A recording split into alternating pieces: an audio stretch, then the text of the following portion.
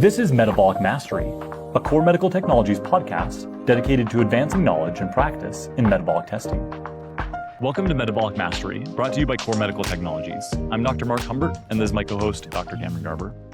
And today we wanted to talk a little bit about obesity. And this is a question that we get a lot. And a lot of our customers are in the business of weight management and helping clients through the process of weight loss and behavior change. And we know that obesity is a big public health burden, right? Since 2008, I think that was when the WHO released its first big report on it becoming a problem. And one of the reasons we want to talk about this is I believe the conversation's changing, but for many years, the conversation was, it put all the burden on the individual, right? Mm-hmm. Like if you're an individual struggling with obesity, then this is your fault, right? It's a lack of willpower, a lack of discipline, a moral issue. And so the way that it was framed was just very unhelpful. And not only was it unhelpful, it was often harmful language that was used. Mm-hmm. And so we wanted to talk about how obesity is both a public health issue, right? And that there are also things that individuals can do to help with that, right? So if we frame it as wholly a public health issue, then I think that can remove the agency of the individual person, right? I guess there's nothing that I can do.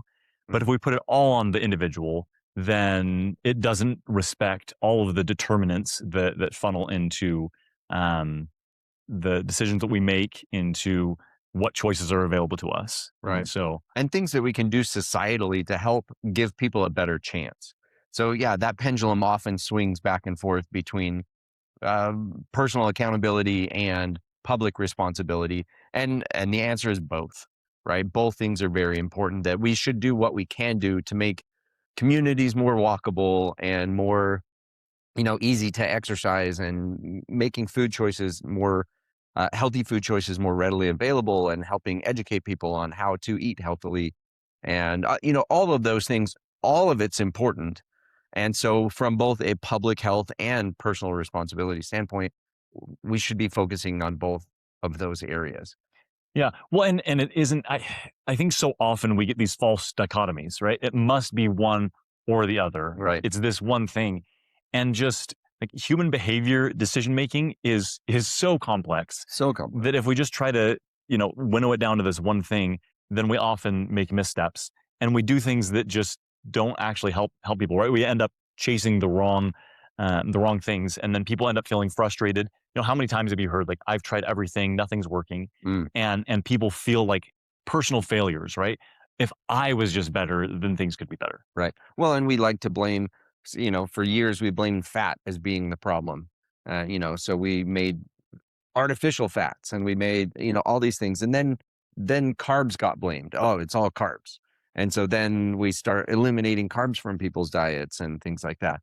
And so there's always something that we're going to pick and blame, or parts of life that we're going to try to saddle the blame on, when it's really less about blame and more about what are good solutions for people, so that we can be more compassionate and understanding in applying key principles to an actual human's life and lifestyle, while at the same time saying, what are some of the social determinants of healthy living and lifestyle that we can do to give that person a better chance at being successful. And that's one of the things that I feel like our current food environment in the United States, and unfortunately rapidly growing throughout the world, makes it very difficult for people to have a fighting chance. That manufactured foods and other things do make that very hard. And then it's also kind of a lack of education in what manufactured foods are, what whole foods truly are, because we get a lot of advertisements of this has 27 grams of whole grain, and it's like, it's not whole grain anymore. If you turned it into something else, it's literally by definition no longer a whole grain. It's a processed grain. Yeah. And so, educating people on things like that so that we don't see it on cereal boxes that are heart healthy. I'm not sure how that's still a thing, because they're not, they've been proven to be one of the least healthy foods we can eat, the highest glycemic index foods or things like that. But it's educating people and getting enough people enough awareness to know how to do that. And so there's that personal accountability of the food choices that we're making and things, but then the social responsibility to help them to know what even good food choices are. I watched a documentary once where they had people go through a grocery store and say, fill this cart full of healthy foods. Mm. And they came back with the reduced fat, this product, and the, low sugar, this product, and things like that. But they were still buying all food products instead of whole foods. They weren't buying fruits and vegetables and lean meats and things like that. They were buying processed foods that were the, quote unquote healthy alternative. And so it just really stood out how poor the average knowledge is of what healthy foods really are. Yeah. Well, and I think even the whole framing of healthy versus unhealthy, Can be dangerous. Yeah. can be dangerous. Like looking at it as like what makes us healthy? Well, it's doing the behaviors and providing our bodies with the building blocks that keep it running optimally, Mhm. right? So that's why we're such big stressors of exercise, because it helps keep the system tuned up and running at its best. The same thing with how we're fueling, right? We want to fuel ourselves in a way that's going to give us all the building blocks, all the energy, everything that we need for our lifestyle, for recovery, for exercise, and for movement. And so there's so many eating patterns that can fit in that, in that qualification for healthy, right? That allows us to have the nutrients and the calories, the energy that we need to repair and to recover and do all the things that we want to do. But sometimes it's like even quote unquote healthy foods can become unhealthy. So a great example is I was talking to one of my friends the other day, and she said that, her mom had watched something and it was just talking about how healthy nuts are, right? Mhm. Yeah. And nuts are a great source of healthy fats. They're, got other vitamins and minerals. And so Yeah. they can be a great addition, but also it's something that's incredibly easy to overeat calories on. So Right. it's a natural food, it's a whole food, but very calorie dense, which is amazing, right? Right. It's great. And can be, again, a great part of a healthy diet. But if we overeat that quote unquote healthy food, then that can lead to over consuming calories, which has its own, downstream effects. Right. Oh, I love nuts because of they're a great balance of protein, fats, and carbs. Mhm. They fill you. They taste delicious. There's lots of things, but nuts and seeds actually do pack a lot of calories for their relative size. And so we often see that people think that they're being healthy when, like, it's only 17 almonds is a serving of almonds. That's a few hundred calories, which, so you're a handful. I had a client who would use Altoid tins, and because about one serving of nuts fits in an Altoid tin. That's hilarious. And so they'd wash it out so they're all the different nuts that they were eating weren't minty flavored. Mm. But they would use those little tins as like, that's one serving. And it was a great way of just helping them to know. But that's actually pretty small. Uh, that's hard to only eat that much. And so you just have to be careful. And that's one of the reasons why separating yourself from the source of it really is helpful, Yeah. by doing the Altoid tin. But yeah, that's a great example of a healthy food choice that can become unhealthy when done too much. Yeah. And so I think we often see obesity too as just a food problem. Mm. And that's a big factor, obviously, Yeah. because weight loss is about a calorie surplus or deficit. But there's so many other factors that play into it. Hormones are a big factor, and hormones are regulated a lot by how we move our body and exercise, how we handle stress, and how we sleep. And so those are huge other factors in being able to keep people healthy and monitor and control a healthy body weight. If we're getting inadequate sleep, if we're getting poor stress management, if we're not moving our body sufficiently. So we talk a lot about kind of these 6 pillars or patterns of healthy living, which is essentially our social health, our mental health, our sleep, stress, and movement and diet are kind of the 6 pillars we talk about quite a bit. And honestly, if those 6 pillars aren't really met, the whole building crumbles, and hormones get out of whack, and all kinds of other things because of that. And so really, yes, there's a social component to those things where we can help people move better, by creating environments where people can move more, creating jobs where people get breaks and things to be able to walk and move, creating office spaces that allow for movement, activity, and exercise. There's a lot of things that we can do there from a social aspect. Um, but then there's also some things like sleep health and sleep quality that the individual needs to be accountable for and work on to help them be successful and continue those things. And so it really is this balance of both social and personal responsibility. But by educating people more on the social responsibility, it allows them to make the better personal decisions as well. And so obesity isn't just a character problem of the individual. Yeah. It's more of, um, I would say, an education gap problem. Well, and just factual education, but also behavioral education. So one of the things you and I have talked about before is how, like, there are health problems that run in families, but what else runs in families? Patterns of eating, patterns of dealing with stress, different lifestyle habits. Oh, even sleep. My family went to bed super late all the time, and we'd get up fairly early too. But through most of high school, I'd go to bed at 2 and wake up at like 5:36. Yeah. Like that was our pattern. And we did that kind of as a family. Somebody was always up at my house. Yeah. And especially when we had teenagers and stuff. And so that became our family pattern, which could lead to, dementia, obesity. Like, it increases your risk of all kinds of other health conditions. And so that was a family pattern that I've tried to break. Yeah. In my family, in my home.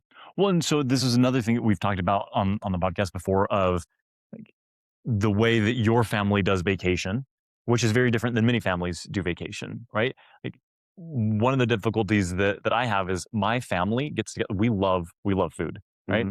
And so, like, this past weekend, had everyone over, and we did. So I went and got some waffle dough from Waffle Love. So did that. We made our own pizzas, right? And again, like, nothing wrong with that. And like, what we don't want to say is that, social eating, social things like that can't fit into a healthy living pattern, because it absolutely can. But it's just this broader conversation of what do our patterns look like in families. And then that can create a lot of resistance to go against that, because as we begin to make changes in our lifestyle, we're not making changes in just this isolated context, right? Outside of everything and everyone else in our lives. We're making those decisions within, like, a social and an environmental context. And so we start to make families, or we start to make changes, and then our family might push back on that. Well, why are you doing that? Or, oh, why are you eating the waffles? You only had one waffle? Yeah. Families make little comments like that you don't realize will affect you so much, right? Yeah. That where they say, you only had one waffle? Normally you have, or, things like that. How come you didn't have any of grandma's whatever? Or, like, there's just things where you get that social pressure. And so that's why change in those areas has to be slow. Yeah.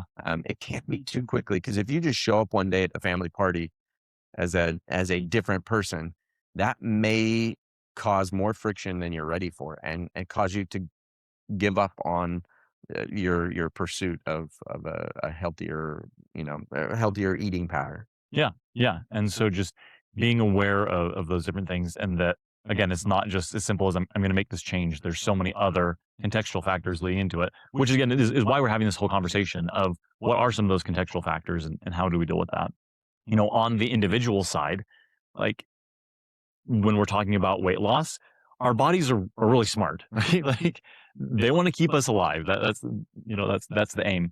And so there are really powerful mechanisms in our bodies to resist weight loss, especially as we get to lower and lower body fat percentages. That effect becomes larger and larger. And so there's a couple of different sides to that. So the first is that our metabolism will often downregulate. And so we spend less energy on, maintaining immune function, changes in reproduction function, changes in how our hypothalamus regulates different hormonal cascades.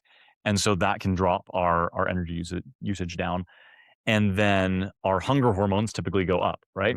And then our perseverance. So a really extreme example of this is the Minnesota Starvation Experiment.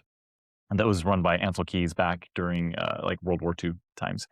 And I remember reading about it and just talked about how preoccupied those people were about food. Like they would dream about food. They would be thinking about it all day. They would, think like, how can I get the most food? And obviously a very extreme example, but like we begin to change like how we focus on food, how often we're trying to get food. As we're trying, like those are just really powerful mechanisms built into our neurobiology to protect us, right? Because historically, if we had too few calories, that meant famine, that meant death, that meant really bad outcomes. Well, and then we beat ourselves up for having poor willpower. Yeah. When we're biologically wired to need food, to want food, and to protect. So our bodies, like you said, are very smart. They're not very wise. So our body focuses so much more on the now, like what's going to help me now. Our kind of innate biological systems do not think long-term very well of like holding on to this weight is good for me in the now, maybe not for me in the future. It's not great for my blood vessels and my blood pressure and my, all those other things. So it's very good at clearing out what you don't need and storing what is excess and all those things for the survival now. But it doesn't do a very good job in like long term. How's this gonna impact my health? I wish we could make our body think long term a little better. But the way we do that then is through our conscious decision making. And so that's one of the reasons, like you were talking about, those hunger cues and all of those things that we blame willpower on are a lot of the reasons why we need to focus more on slow, steady, controlled weight loss along with behavior change. Not that you can't do it faster and still see success, and especially if you have a lot of weight to lose, obviously that becomes the more emergent factor. Absolutely. And things. Well, so stop there. Just explain what you mean really quick by that being a more emergent factor. So yeah, if somebody, the greatest risk to their health is their obesity. So if they're 400 pounds or things like that, and they're at basically imminent risk of having some kind of health complication, then losing weight more rapidly makes a lot more sense. The closer we get to our goal weight, the slower that actually should be that we lose the weight. Losing the last 10 to 15 pounds in 3 to 5 weeks or something, the likelihood that you're going to keep that off is much, much less when we lose weight that quickly. But losing 15 pounds at the beginning of a 300-pound weight loss or 200-pound weight loss, it can be done more readily without as much long-term impact on your metabolic rate and all of those things. And so I think that's one of the things. If somebody has a resting metabolic rate of like 3,500 calories to begin, and we put them at 2,500 calories in terms of diet, yes, it's going to slow their metabolic rate down, but 2,500 calories should still be plenty as they lose weight to fuel the machine and things like that. Whereas if we put somebody who's at a resting metabolic rate of 1,200 calories on a 700 calorie diet, that's not enough calories to maintain muscle mass and other things like that. And so that can become problematic when we're restricting calories and just saying, oh, you need to eat even less and even less and even less. They will lose weight. But that I think clues into another topic we wanted to address is they will lose weight, but it may not be fat that they're losing. And so that's something that we got a great question from somebody about what is the difference between fat oxidation, fat burn, fat loss, and weight loss. We use those terms quite a bit within what we talk about here on this podcast. Yeah. And there's subtle differences between each of those terms, even though we often use them somewhat interchangeably in society, I guess. Definitely. Well, I think that's where the crux of the issue is how interchangeably we use them. Mhm. And so we end up making conclusions that aren't actually warranted based on the biology. Right. So fat oxidation is probably the best place to start. Yeah. Fat oxidation is just the breaking apart of a fat molecule to use it as energy. And so that's what fat oxidation means, is we're just breaking that apart. And so as we're oxidizing fat, that can be fat so lipids, right? We're breaking apart lipids. That can be lipids in our bloodstream or lipids that have been mobilized from fat stores to be used as fuel. So that's fat oxidation. Fat burn is a state of fat oxidation, and we're always burning some amount of fat, except for maybe at peak exercise, where the amount that we're burning in fat is so small that it's considered zero. Negligible. Yeah. Yeah, and so we're almost always burning some amount or we're almost always oxidizing some amount of fat, and so that's our fat burn. Fat burn doesn't necessarily mean weight loss or fat loss, though. That we can be mobilizing fat from our fat stores even, and may not lose fat because we're still eating at a calorie excess, or we're replacing it as fast as we're burning it off. Yeah. And I would say that fat burn is more of kind of a marketing language. Like that's what we saw in a lot of the fitness equipment, like you're in your fat burn zone. Right. And that is while technically true, Yeah. it's misleading because people think like, oh, if I just spend all my time exercising in my quote unquote fat burn zone, then I'll like lose a lot of fat, right? I'm selectively losing fat. And as Cameron mentioned, it ultimately, comes down to energetics. Like, am I consuming more than I'm burning? If so, then I'll gain weight. If I'm consuming less than I'm burning, then I'll lose weight over time. Right. We can very readily replace those fat stores if we're at a calorie surplus. And so, yes, you are burning and oxidizing that fat, but you will very quickly replace it. So burning fat can mean that you're losing fat and losing weight, but it doesn't necessarily mean that you're going to lose fat. Yeah. So just basically like fat oxidation, fat burn is not equivalent to fat loss over time. Right. It can be, but isn't necessarily. Yep, absolutely. Yeah. And as Cameron mentioned, like fat loss and weight loss are often equated, but weight loss can come from so many things other than just fat, right? We can lose lean muscle mass, we can lose bone density over time. Even as we are on a weight loss journey, the sizes of our organs can change somewhat. And so that is considered part of lean mass. So that's another misnomer that I'll address really quick. So lean mass versus muscle, like lean mass is not the same as muscle. And actually there's a push to stop using the term lean mass because it's kind of, well, it's poorly defined or poorly understood, the definition of it. So lean mass is essentially anything not fat. Yeah. Any tissue that's not fat. And so what the terminology is adjusted to is fat mass or fat-free mass. And then fat-free mass includes, as Cameron mentioned, skeletal muscle, but it also includes bone. It also includes other tissues that are, organs, things that are not fat mass. And so there's just all these different terms floating around that end up causing confusion.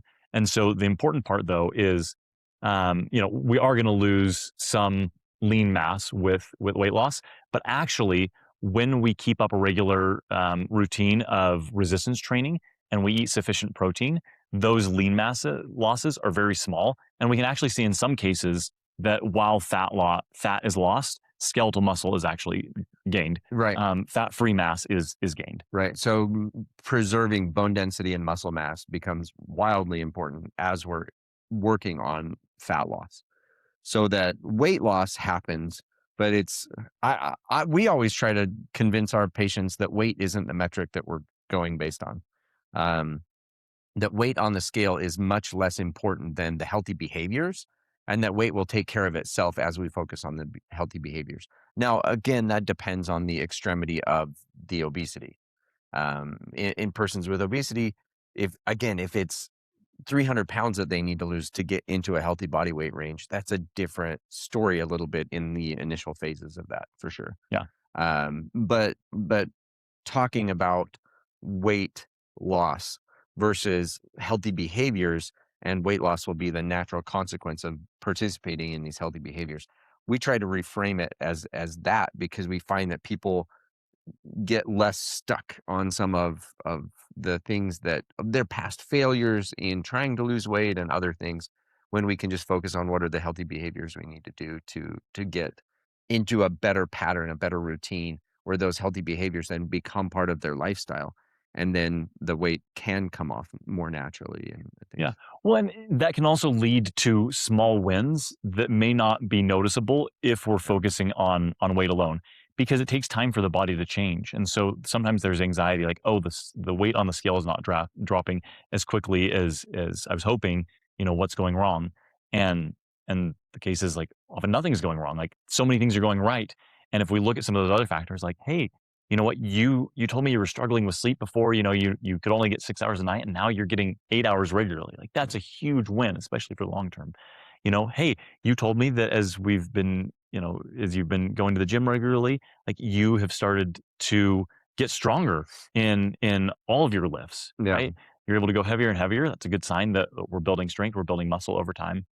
Oh, you know what? I've just been less stressed now that I've been able to do these things. And, like there's so many other things, areas of life to look at than that one metric alone that can help paint a better picture of what's actually happening in our life, and that we're actually moving in the direction that's going to lead to, a longer lifespan with a higher quality of life. Yeah. Yeah. I Preserving that quality of life really is the big key, and doing the things slowly over time that will help them lead that healthier, more active, more, fit lifestyle. That's the key. And there are just so many factors to that. Yeah. Well, I think let's talk about some more of those, um, you know, public factors that play into that. Um, you know, I was reading some of the work of what's the person's name? So there's a couple different researchers. So Kevin Hall, he's was formerly with NIH, big in this research world. I'm totally going to muck up his name because I don't know how to pronounce it, but it's I think it's like Stefan Guyanet. I totally butchered that. I'm so sorry. Um, and then Herman Poncer. A lot of their work in this area has been foundational for our understanding of what's going on. But in their work, they talk about some other populations throughout the world that are more or that are less industrialized, Hmm. and their eating patterns and what they look like. And in some of those cultures, food is harder to come by. You have to work a lot of the day to get the calories that you need, and then you've got to go out and do that again the next day and the next day and the next day. And so their environment forces a certain type of body type, right? These are cultures that aren't necessarily thinking about like, oh, can I add muscle? Can I lose fat? They don't necessarily have the convenience of doing that because the drive to have to get food is so strong. And so I think there's something to appreciate in that is that, as we've talked about, like so often we look at obesity as a character problem, right? As an individual weakness, but we take the same person and we drop them into a different environment, and what changes? So you mentioned when your parents were abroad, Yeah. that change alone, like they weren't necessarily making this conscious change, but had some really powerful effects on their health. Yeah. Yeah. So they lived in Germany for a couple of years, and both of them lost weight pretty rapidly. The food environment in Germany is different. The social environment is different, where they walked quite a bit more in Europe than they drove. Communities are much more walkable. Grocery stores are walkable. Where their apartment was in relation to their office was walkable. Lots of things like that made it so they just moved more and ate less. The food situation, they didn't have a ginormous fridge like we have in the United States. They had a fridge that held like a couple of days worth of groceries. But so most Germans, I lived in Germany as well for a bit, and I our fridges most of the time would hold like a day's worth of stuff, or some Yeah. things you could keep for a few days, but we had to grocery shop most days, and so you then planned specific meals, ate those things, and your food was fresh.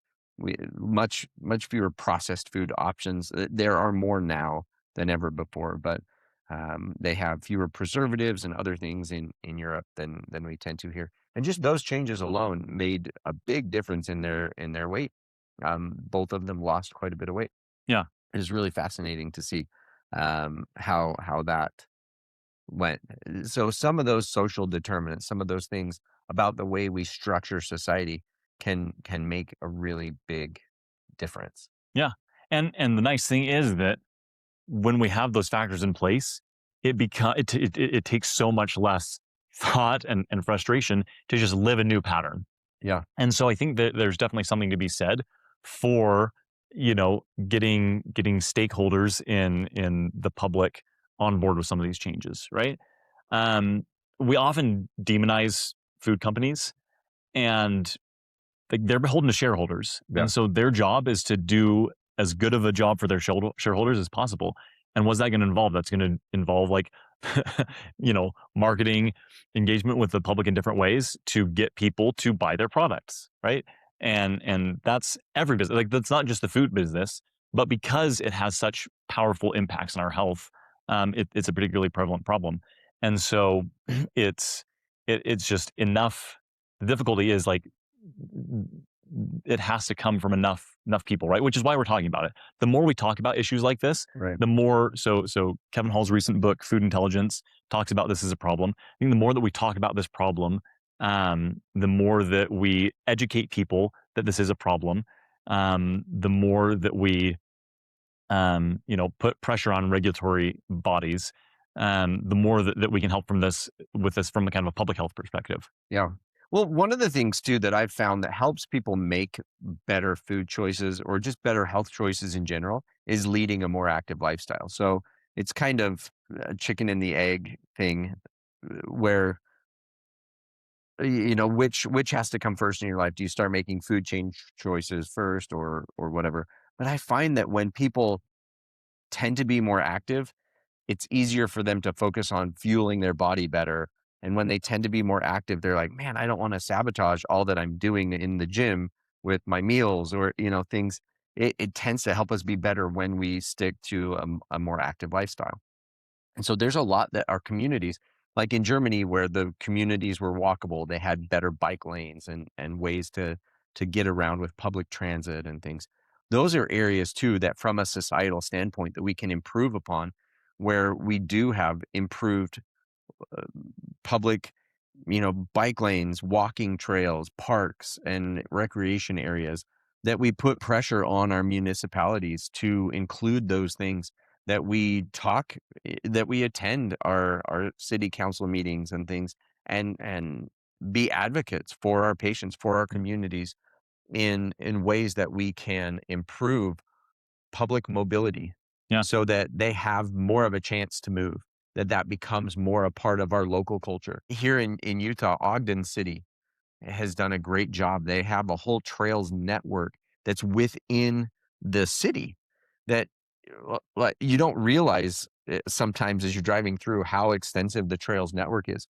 But it goes all through downtown. There's some creeks and rivers, and they have trails that follow all of those. And it's actually really awesome that you can go and run almost the entire city really, really well. Yeah. It's very runnable, walkable, bikeable. Um, and that just really does help the mental health. It helps with kids growing up with better, healthy movement patterns. It allows people to walk and bike to work safely. It, just so many things that it can improve people's quality of life and quality of health and avoid obesity by having those things. And so I think the more that we help our communities build in that way, if you're a builder or a contractor or things, help organize and plan neighborhoods with safe sidewalks or with things that allow communities to be walkable. Yeah. We can be advocates in those areas where we can help people have a better shot at being successful. Well, and that's actually at the local level is often where our votes are more impactful, where we're more likely to have Totally. our voice heard. But we often don't think about that, right? Like it does take some extra effort to do that. Another thing is changing zoning laws. So that ends up being a Mhm. big problem Yeah. for building communities that are walkable, that have things. And it's interesting because, you know, I think for the most part, people are trying to do the best for themselves and the best for the people around them, but we often don't recognize the downstream impacts of different things that we do as a society. So again, when we had like a lot of the food processing that is in place now stems from needing to have shelf stable food during war efforts, Yeah. right? Yeah. Which solved a huge problem. Oh, Um, we solved world hunger. Like from a calorie availability standpoint, we produce enough calories to feed the entire world. yeah, That's not the problem yeah. because we manufactured food and have very calorie dense foods and things. It's not a calorie problem. Now it's a distribution problem and a more of a societal, like there's food rotting in the docks in some third world countries that are being managed by warlords that don't allow it to be distributed to people, but it's not that we don't have enough calories for them. Yeah. And so this one like solved one problem, but then had some downstream effects. Another thing in the US, the way that housing communities were developed, right? Where we went the route of suburbs versus so much of Europe is like it's multi-use, everything's integrated. Yeah. And so in the US particularly, a lot of the zoning laws and where, housing can be built and what type of housing actually creates problems for building these types of communities. Mhm. And so again, engagement in local government and electing leaders that care about, public health, that care Right. about building walkable communities, that care about creating environments that foster long-term, family, community, public health. Yeah. Yeah. Multi-use buildings that they have a bank at the bottom floor and then apartments above or grocery stores or things like that. Yeah. Very much. It creates jobs where you live. It creates grocery stores where you live so the communities become more walkable and things. Yeah, those types of things. We see that a lot in larger cities, but we have yet to see that in more towns and suburbs and things. And and really, I think in helping people live healthier, more active lifestyles, that's more important. That's part of why we see less obesity in large cities, is because it kind of forces people to have more public transit and more walkability and things. And so the advantage, I think, in more rural America is that those cities still have room for city planning and things where they could create that now before it's too built out to where it's very difficult to change now. If a major city wants to add a light rail system, it becomes very, very expensive, billions of dollars. Whereas smaller cities and towns, adding more public transit and things is actually more doable in some ways. They may not have maybe as big of a tax base as larger cities, but those are things that we can advocate now for to help communities be more walkable, help us stay on our feet more and move more, commute more without being in the car and things that help us be healthier. Yeah. Well, and I think like this is such a tough issue to talk about. And this is, I think, particularly I think in the US, we care a lot about autonomy, right? Hmm. That is one of our big values. And so sometimes it's this, again, false dichotomy of autonomy versus public responsibility, right? Hmm. It's like, oh, if I help, if my taxes go towards things like that, or if I, you know, vote for things that involve regulation of food, right? So like one of the problems with the current food environment is things are hyper palatable, right? So mixes of salt, fat, and sugar in a way that just kind of overrides our natural hunger cues and keeps us eating more, right? On that autonomy side, it's like, well, like I don't think we should regulate food, right? Like I want to people be should able be to able to eat make what I I want want. to be able Yeah. to eat what I want. People should make their own choices. But then that can create really big public health problems, right? Like people don't have the environment, or just food is so abundantly available and we have no regulation of it that it's really hard to resist that eating pattern when marketing is so strong, when Well, now their addiction to that food has removed their ability to choose. right? So one of the great powers of GLP-1s is that I love to use the analogy of GLP-1s are kind of like putting on glasses. Yeah.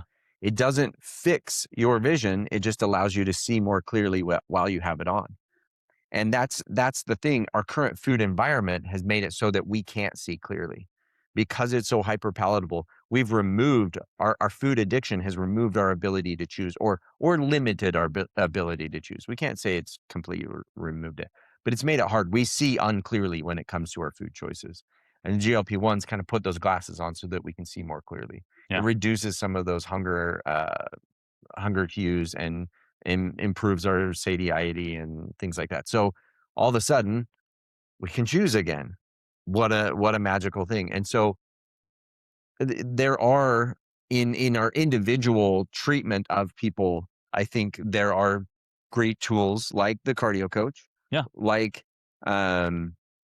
GLP-1s that help us put the glasses back on and see more clearly so we can make choices. So that's one of the questions.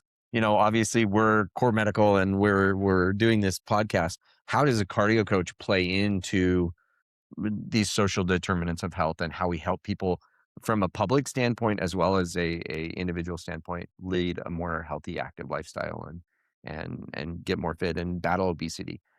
I think one of the greatest tools is those biomarkers that we get from it.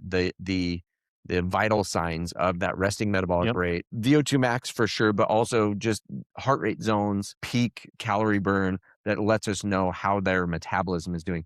So I kind of call it the RMR and EMR. So the exercise metabolic rate test as well as the resting metabolic rate test, because looking at their metabolism as they exercise is so vitally important. And knowing that about the individual then helps us make a lot of other decisions and ask a lot of other questions about their life and lifestyle so that we can make those decisions that are best for that person right now in their health. And that's the key. Often we try to apply cookie cutter principles to the population, and then people feel like they failed because it didn't work for them. And so there are definitely some broad ranging principles of, eating within a certain calorie amount, but the 2,000 calories may be over or under for an individual. And so we say 2,000 calories as the standard American diet, and that, people eat that and then are frustrated because it didn't work for them. Yeah. Or sleep recommendations or all kinds of other, recommendations that we give. And then people feel like, well, it didn't work for me. The recommendations are good to help people get a general idea of like, oh, 2,000 calories is what the average American is eating, and I'm eating 3,500. It gives you some idea of where a standard or norm should be. But for the individual, getting the testing done really can help us dial in for that person where we need to be, how we need to be acting, and what's the best plan of care for that person individually. Yeah. Well, and it, like, I love what you said about the vital signs, right? From a population health perspective, seeing this type of testing as like, this is just something that we do as a part of regular medical checkups is really important. How do we track health over time? How do we help people improve health over time? Like, cardiorespiratory fitness is one of the strongest indicators of the risk of mortality, right? Of dying from any cause. And just making small improvements, moving from the lowest fitness level to the next lowest has a huge impact on our risk. So we see in some of the research about a 25% decrease in relative risk just from moving from the lowest fitness category to the next lowest. And so just small incremental changes can really add up over time and have huge, effects, obviously in the individual life, but from a population health perspective. But then, as you mentioned, the ability to individualize training and programming to that person using that data becomes so helpful. One of the things that you and I have found so often is that people end up exercising at too high of an intensity. And so they struggle to make progress. They struggle to recover. They, deal with burnout and injury and fatigue. And so if we can get some insight into their exercise metabolism and what's happening, then we can set those heart rates in a zone that's still going to, optimize for certain adaptations, but also allow them to recover optimally so that they can repeat that over time and build the habit and build the habit lifestyle, which is so important. Again, going back to, the glasses and whether those are medications or, changes in regulate, local regulations, parks and things like that, things that help us see clearer. I just love that idea, because as you mentioned, when we can see more clearly, we can make better choices. Yeah. And Well, so that's what metabolic testing does. It helps us see more clearly what my exercise plan should look like, what my eating plan should look like, because this is my resting metabolic rate. This is how I burn calories when I exercise. This is where I burn fat most effectively, which is going to allow me, if I train in that zone, to be more consistent day after day. This is my zone where I need to target for the high intensity so that I can improve my fitness. It puts those glasses on so that I know for my body the choices that I need to make versus general recommendations, which are helpful, but kind of make it cloudy. And then if we fail, we just add another rock to our backpack of past failures. This really allows you to start shedding those past failures because you can start to see success because it's based on you and your metabolism and your body. And so you can start training and acting how your body needs it to be for where you're at right now. So I love that with VO2 testing. It really does, with metabolic testing, it really does help us be able to dial it in for the individual so much better. And like you said, from a public health standpoint, normalizing testing, that this should be just part of somebody's regular checkup. This should be part of our annual physical. It should be, it should be part of what we regularly do. We test blood pressure all the time. We test we look at heart rate and respiratory rate and all these other things because they're vital signs. Our metabolic rate is one of those vital signs that we really should be measuring on the regular to battle obesity and to just lead to healthy, active lifestyles.